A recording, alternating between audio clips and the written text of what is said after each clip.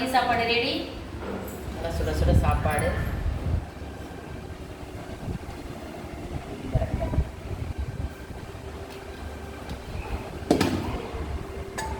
துவரம் பருப்பு காய் போடாமல் துவரம் பருப்பு கிடைஞ்சிருச்சு.